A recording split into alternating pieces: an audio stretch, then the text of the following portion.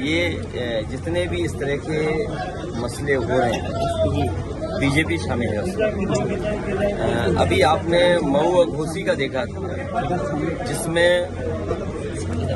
Ink लगा दी गई और जब जानकारी मिली आप जानते होंगे कि उसमें भी भारतीय जनता पार्टी के लोग शामिल थे।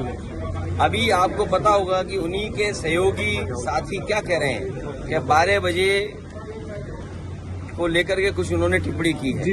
तो ये जानबूझ करके हमारा सबका ध्यान हटाना चाहते हैं। जिस तरीके से हर समाज के लोग जागरूक हो गए हैं, वो बाबा साहब भीमराव अम्बेडकर जी संविधान लोकतंत्र में जो उनकी हक था, सम्मान था, उसके लिए खड़े हो गए। इसीलिए ये भारतीय जनता पार्टी इन मुद्दों पर बहस न हो जानबूझ करके इस तरह की घटनाएं भारतीय जनता पार्टी करा रही है। और फिर अगर इस तरह की घटना हो रही है तो भारतीय जनता पार्टी जो दावा करती है जीरो टॉलरेंस है उनकी कानून व्यवस्था में, तो क्या कानून व्यवस्था है? हम सब जनप्रतिनिधि हैं, कहीं न कहीं जनता को हमारी जवाबदेही है। आखिरकार हम ही लोग सुरक्षित नहीं है। प्रेस में बनकर के आए, कोई हम लोगों पे बम गिरा दे आप ही में से कोई, तो हम क्या जवाब देंगे? किसको क्या कहेंगे? अब तो प्रेस का कार्ड लगा करके भी लोग कोई घटना कर रहे हैं। क्या आपने नहीं देखा वो चीजें? हम आप पे भरोसा करते हैं, हम आपको देख करके रुक जाते हैं। कल को मान लीजिए आप में से कोई ऐसी घटना कर दे तो क्या करेंगे जनप्रतिनिधि? ये भारतीय जनता पार्टी जानबूझ करके करा रही है जिससे मुख्य मुद्दों पे बहस नहीं हो। बेरोजगारी चरम सीमा पर, महंगाई चरम सीमा पर, किसान की आय दोगुनी नहीं हो। और लाल किले से ये बात कही जाए कि किसान की आय दोगुनी होगी, और क्या आय है किसानों की दोगुनी? इसलिए बीजेपी घबराई हुई है।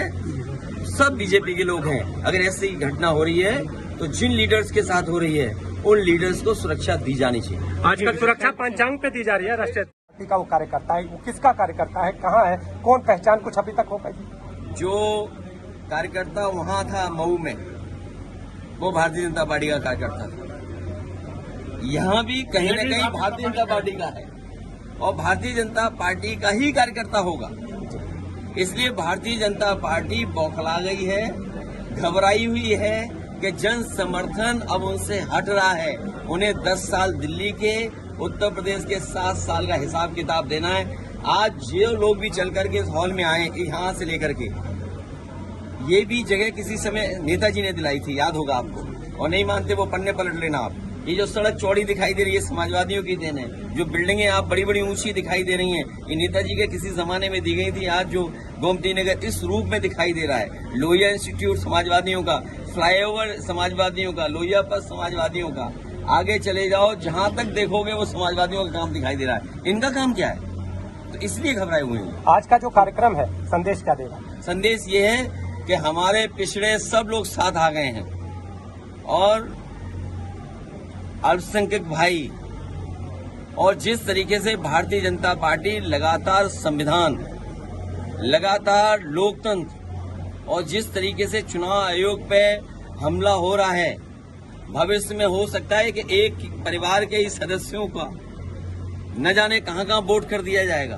तो ये तमाम जो खतरे देश के सामने, उसकी चर्चा हम लोग बैठकर करेंगे और हम लोग बैठ करके निर्णय लेंगे। मैं आदरणीय स्वामी प्रसाद मौर्य जी का और हमारे दूसरे आदरणीय राम अवतार सैनी जी का और इनके तमाम सहयोगी साथियों को बहुत बधाई देते हैं कि राजधानी में लोगों को जागरूक करने के लिए